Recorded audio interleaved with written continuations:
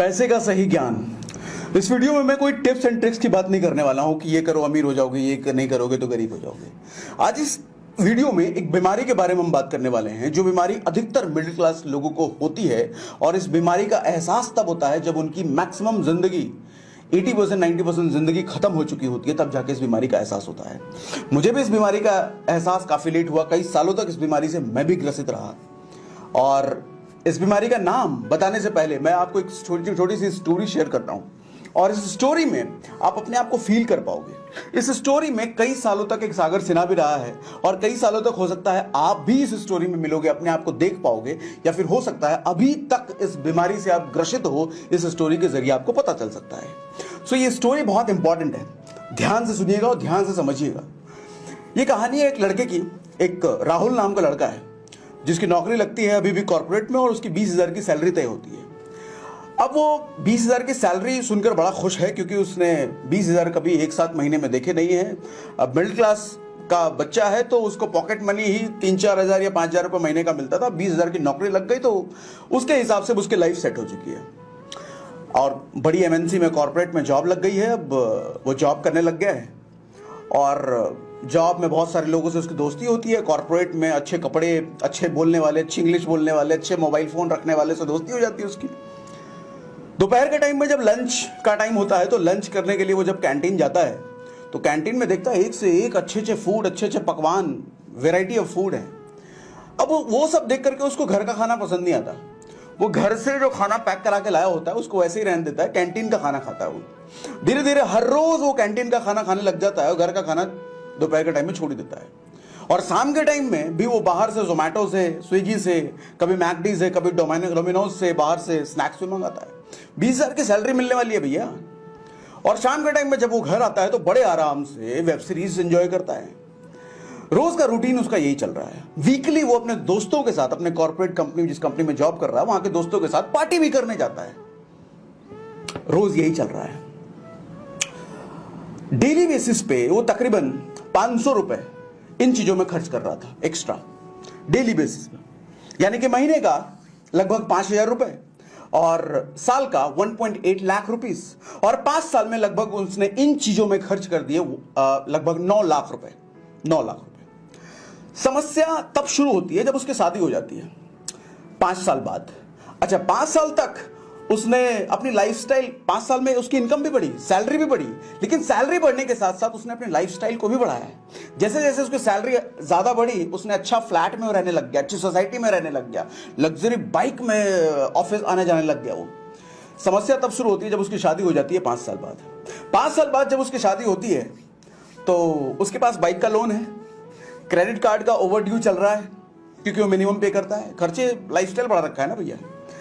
अब 5 साल बाद उसकी सैलरी बढ़ के 50,000 हो चुकी है। 20,000 की नौकरी लगी थी, 50,000 हो चुकी है। प्रॉब्लम तब शुरू होती है जब उसी 50,000 में वो एक आदमी का अपना सिर्फ गुजारा कर रहा होता है, उसकी वाइफ का भी गुजारा करना है और शादी के 1 साल बाद जब बच्चा होता है तो 3 लोगों की फैमिली अब उसी 50,000 में चलेगी। अब भैया शादी हुई है, उसके दोस्त बोल रहे हैं शादी हो गई तुम्हारी, अब तो गाड़ी ले लो, अच्छा घर ले लो। अब दोस्त चारों उसके उसी टाइप के हैं, उसी तरह की सोच के। सबने होम लोन ले रखा है, सबने कार लोन ले रखा है। दिखावे के चक्कर में लाइफस्टाइल मैनेज करना है। कॉर्पोरेट पे जॉब कर रहा है, लाइफस्टाइल कैसे नहीं है, लोग क्या कहेंगे, दूसरे क्या कहेंगे, अच्छी गाड़ी नहीं है, 50,000 की नौकरी कर रहा है, कार तो होनी चाहिए, अच्छा घर तो होना चाहिए। लोन पर घर भी लेता है, लोन पर कार भी लेता है, बाइक की EMI पहले ही चल रही थी, क्रेडिट कार्ड का ओवरड्यू पहले चल रहा था, खर्चा 3 गुना हो चुका है, इनकम वही है। अब लाइफ में थोड़ा थोड़ा स्ट्रेस बनने लग जाता है। अब बच्चा जब बड़ा होता है तो उसको स्कूल की फीस जानी है उसी 50,000 में। खर्चे बड़ी तेजी से बढ़ते चले गए, इनकम की स्पीड वो नहीं है। अब वो लड़का धीरे धीरे स्ट्रेस में रहने लग जाता है, टेंशन में रहने लग जाता है और उस टेंशन का असर उसके काम पे भी दिखता है, ऑफिस में भी दिखता है, ऑफिस में प्रोडक्टिविटी उसकी घटती है और घर में भी दिखता है। घर में अपनी वाइफ से लड़ता है, वो छोटी छोटी बातों में उसे गुस्सा आने लग जाता है। कई बार उसने अपने छोटे बच्चे पर भी हाथ उठा दिया। ये लाइफ चल रही है, स्ट्रेसफुल लाइफ। अब इसको थोड़ा पॉज करते हैं, दूसरी तरफ उसी राहुल की स्टोरी दूसरे नजरिए से देखते हैं। वो राहुल बेसिकली मिडिल क्लास में जरूर पला बड़ा है, दूसरा वाला राहुल पला बड़ा जरूर है, उसकी भी 20,000 की नौकरी लगी है, लेकिन मिडिल क्लास में रहते हुए उसके पेरेंट्स ने उसको फाइनेंशियल एजुकेशन की नॉलेज दी है, उसको सिखाया है वेल्थ कैसे क्रिएट करते हैं, सेविंग कैसे करते हैं, इन्वेस्ट कैसे करते हैं, थोड़ी बहुत उसको नॉलेज है। अब वो 20,000 की नौकरी जरूर कर रहा है दूसरा वाला राहुल, लेकिन उस 20,000 में वो 500 रुपए रोज बाहर खर्च नहीं कर रहा, वो भी बाहर खर्च कर रहा है, लेकिन वो सिर्फ 100 रुपए बाहर खर्च कर रहा है, बाकी 400 रुपए वो इन्वेस्ट कर रहा है डेली का। यानी कि महीने का वो दूसरा वाला राहुल कितना इन्वेस्ट कर रहा है, महीने का वो लगभग 3,000 रुपए इन्वेस्ट कर रहा है कहीं, साल का 36,000 रुपए, और 5 साल में 1,80,000। इस तरीके से लगभग 7 लाख रुपए की उसने बचत भी कर ली है। और ये लड़का 10,000 रुपए का हर महीने म्यूचुअल फंड में भी इन्वेस्ट करता है, और 5 साल में 15% की ग्रोथ के हिसाब से 9 लाख रुपए इसने म्यूचुअल फंड से भी बना रखे हैं। और जब 5 साल बाद इसकी शादी होती है तो इसके पास 9 लाख रुपए तो सिर्फ म्यूचुअल फंड से हैं। और ये लड़का अपनी सैलरी भी बढ़ा चुका है, और जब ये जॉब कर रहा था ना, उसी 5 साल में ये रात को घर आकर के वेब सीरीज नहीं देखता था, ये फाइनेंशियल एजुकेशन अपनी बढ़ा रहा होता, mutual fund, stock investing, real estate investing, और ज्यादा ये थोड़ा सीख कर रहा था। अब 5 साल बाद जब इसकी शादी होती है तो इसके ऊपर कोई लोन नहीं है, इसके पास एक खड़ा अच्छा खासा वेल्थ है, 9 लाख रुपए तो म्यूचुअल फंड से इसके पास खड़ा हुआ है, बाकी इसने और बचा भी ले रखा है 5-7 लाख रुपए। तो चूंकि ये फाइनेंशियली एजुकेटेड था तो ये कार के दिखावे में नहीं पड़ा, होम लोन के दिखावे में नहीं पड़ा, इसने वेल्थ क्रिएट करना जरूरी समझा। पहले वाले राहुल की यह स्थिति थी कि अगर उसकी जॉब गई 5 साल बाद, शादी होने के बाद, बच्चे होने के बाद, उसके पास कोई जरिया नहीं है, उसको एक ही जरिया है, एक ही रामबाण है उसके पास, एक और लोन लेना। इस वाले राहुल के पास वेल्थ बना हुआ है, भैया बैंक में बैलेंस है, स्टॉक में भी इन्वेस्ट करके म्यूचुअल फंड में बना रखा है। इसकी अगर जॉब गई ना तो इसको टेंशन नहीं है, क्योंकि इसने सैलरी के बराबर इसने एक और इनकम सोर्स खड़ा कर रखा है इन्वेस्टिंग से, वहां से वो उतना कमा ले रहा है जितना सैलरी भी आ रही है। इसकी जॉब गई, इसको कोई प्रॉब्लम नहीं है, ये फाइनेंशियली फ्री हो चुका है। फाइनेंशियली फ्री का मतलब भैया अमीर होना नहीं होता है, फाइनेंशियली फ्री होने का मतलब होता है आपको अपने ब्रेड एंड बटर के लिए कमाने की जरूरत नहीं है, रोटी कपड़ा मकान के लिए कमाने की जरूरत नहीं है, रोटी कपड़ा मकान के लिए आपने एक सोर्स ऑफ इनकम बना दिया है। That is real meaning of financial freedom. ये फाइनेंशियल फ्री हो चुका है 5 ही साल में। अब जब इसकी शादी हुई और 1 साल बाद उसके बच्चे भी हुए, ये कार नहीं लेता है, ये होम लोन नहीं लेता है, ये अपनी और जो इसकी इनकम बढ़ रही है ना टाइम टू टाइम, ये और ज्यादा इन्वेस्टमेंट बढ़ा रहा है। नतीजा ये होता है इन दोनों राहुल का, पहला वाला राहुल की जिंदगी जैसे जैसे आगे बढ़ रही है वो स्ट्रेस में पड़ता चला जा रहा है, वो तकलीफ में पड़ता जा रहा है, वो टेंशन में, वो और ज्यादा गुस्सा हो रहा है, उसकी फैमिली लाइफ खराब हो रही है, उसका जॉब लाइफ खराब हो रहा है, उसकी पर्सनल लाइफ प्रोफेशनल लाइफ दोनों खराब होती चली जा रही है। ये वाला राहुल जो बाद वाला लाइफ है, बाद वाला राहुल है, इसकी लाइफ जैसे जैसे आगे बढ़ रही है, इसकी लाइफ और अच्छी हो रही है, इसका वेल्थ, इसका इन्वेस्टमेंट पैसा और बड़ा होता जा रहा है। ये दिखावे में जिंदगी नहीं जी रहा है, जिसकी वजह से इसका मेंटल पीस, चैन, सुकून, आराम से जिंदगी जी रहा है। लर्निंग क्या है इसे जरा समझते हैं। सबसे पहले financial education from childhood. Middle class को कभी भी बचपन से फाइनेंशियल एजुकेशन नहीं दी जाती है।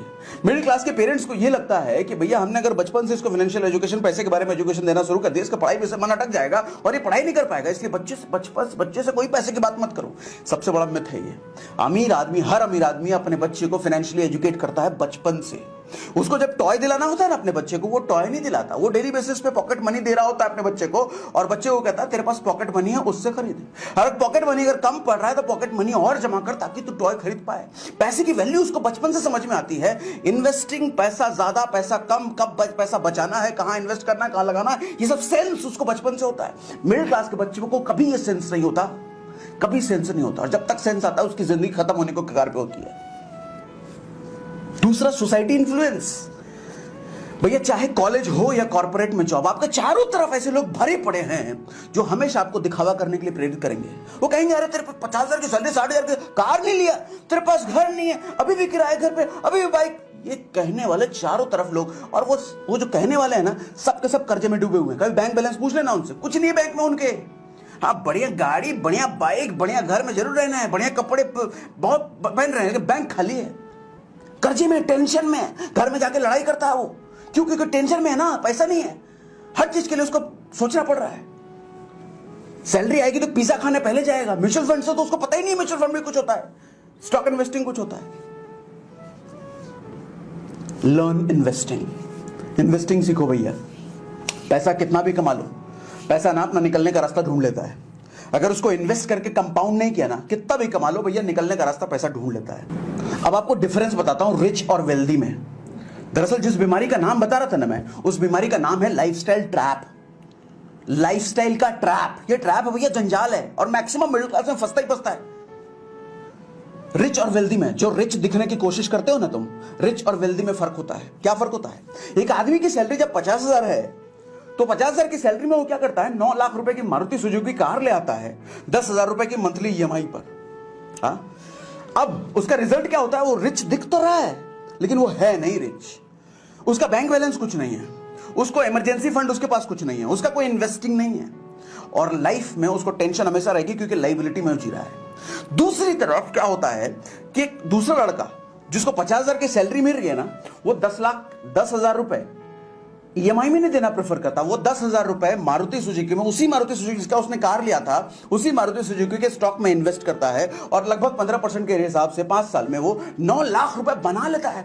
अब वो गाड़ी लेता है, लेकिन 5 साल बाद रिजल्ट क्या, कंक्लूजन क्या है भैया? 5 साल तक वो रिच दिखा नहीं, लेकिन 5 साल तक उसने वेल्थ बनाया, और उसी बनाए हुए वेल्थ से उसने गाड़ी ली।